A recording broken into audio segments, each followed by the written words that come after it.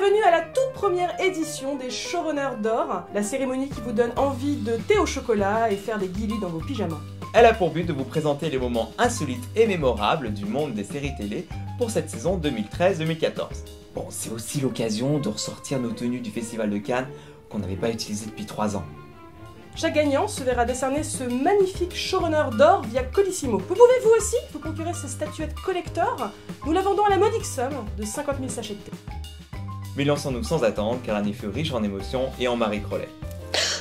La première catégorie récompense la plus belle explosion d'ovaires de l'année. Nous rappelons qu'elle est calculée par notre équipe d'experts spécialisés en explosion d'ovaires due à un phénomène télévisuel, ou plus familièrement les EODPT.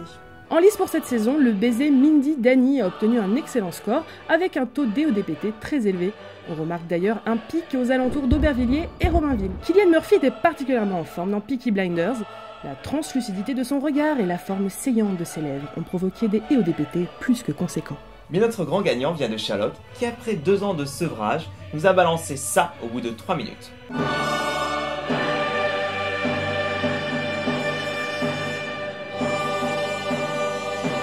Et donc à jeun depuis près de 2 ans, les fans ont une réaction plutôt violente, vous l'avez peut-être même senti.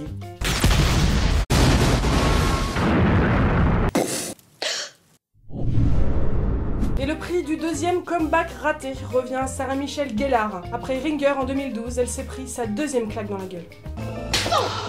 C'est The Crazy Ones qui est cette fois-ci passé à la trappe chez CBS, mais comme on dit toujours à Matthew Perry, la troisième est, on l'espère, la bonne. Allez, courage! Et maintenant, il est temps de récompenser le meurtre tellement horrible qu'il en dérangerait presque Hannibal. Très haut dans cette catégorie, on a la ballerine coupée en deux dans Elementary, mais le lauréat est Hannibal lui-même et son maintenant culte cadavre caché dans un cheval. Le prix de la blague la plus douteuse revient à Dats, qui fut le pilote le plus raciste de la rentrée, avec ses blagues pas drôles. La Fox a d'ailleurs remercié son mauvais sens de l'humour en annulant la série en mai dernier. Tu sais donc pas que c'est pas bien d'être raciste? Et maintenant, la météo à poil.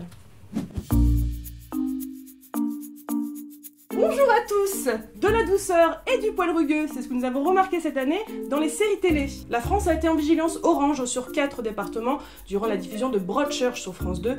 La barbe de David Tennant, alors située sur le bassin méditerranéen du visage, a provoqué des dommages conséquents. En janvier, un vent poilu de secteur nord nous est parvenu, toujours de la Grande-Bretagne. On voit ici très clairement cette perturbation qui a ravagé la France, qui provenait de la fausse moustache de Martin Freeman dans la saison 3 de Sherlock. Et du côté de la façade atlantique, la chevelure étonnamment bleutée de Ted dans le final de How I Met Your Mother nous a apporté fraîcheur et douceur nécessaires. Et comme chaque année, la tornade capillaire de Jared Padalecki continue sa progression impressionnante sur le crâne de l'acteur. On espère qu'elle atteindra les épaules d'ici 2015 et peut-être le fessier pour la 72e saison de Supernatural. C'était la météo à poil, sortez couverts. Nous célébrons à présent la meilleure masturbation par Godmiché avec caméra intégrée à l'extrémité.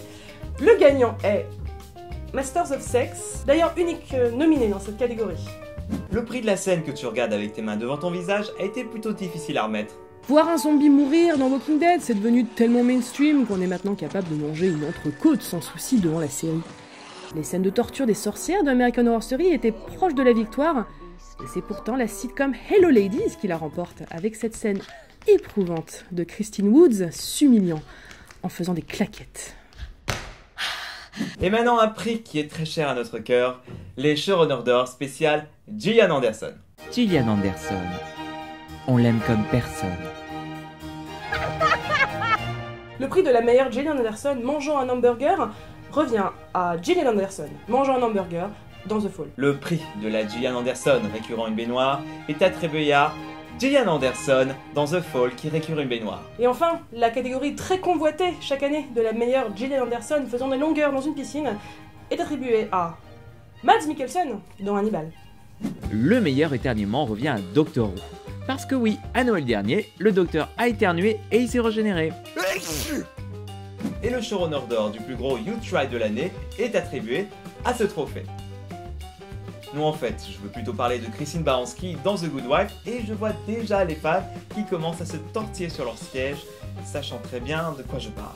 How's your French? Elle était folle, déshabillée.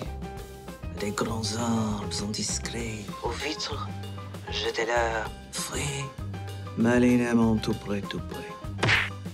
ça continue comme ça pendant tout l'épisode. Par contre, sur mes fiches, ça dit que c'était l'année dernière ce truc. Hein. Oui, mais ça fait encore mal. Et maintenant, le showrunner d'or de l'allié LGBT de l'année. Même si Finn de Mad Fatherry l'a presque remporté en permettant un des plus touchants coming out de l'année, c'est Gunnar de Nashville qui l'emporte. Car Gunnar, il a carrément écrit une chanson pour Will, son pote gay, luttant pour vivre sa sexualité dans le monde de la country. Pour le prix du personnage LGBT de l'année, nous avons Ray Holt de Brooklyn Nine-Nine. Il est aussi expressif que Lana Del Rey en concert. I've never been happier. I'm devastated. Il est président d'une association LGBT au nom si associatif. Il aime jouer avec son iPhone aux toilettes, porter des petits chiens sous les bras et arrêter des tueurs au yo-yo. Put down the yo-yo and back away from the girl. Et le showrunner d'or du meilleur public, c'est vous. C'est vous. Oui, c'est vraiment vous. La chaîne aura bientôt 1 an et ce début d'aventure fut merveilleux grâce à vous. Chaque commentaire et partage résonne dans nos cœurs comme des ailes de papillon. Échanger avec vous via Facebook et Twitter, c'est toujours super agréable et on espère que ça va continuer. Il fallait qu'on vous le dise. On vous aime plus que l'épisode musical de Buffy. Vous êtes nos chers petits melons d'Espagne. Et merci pour tout.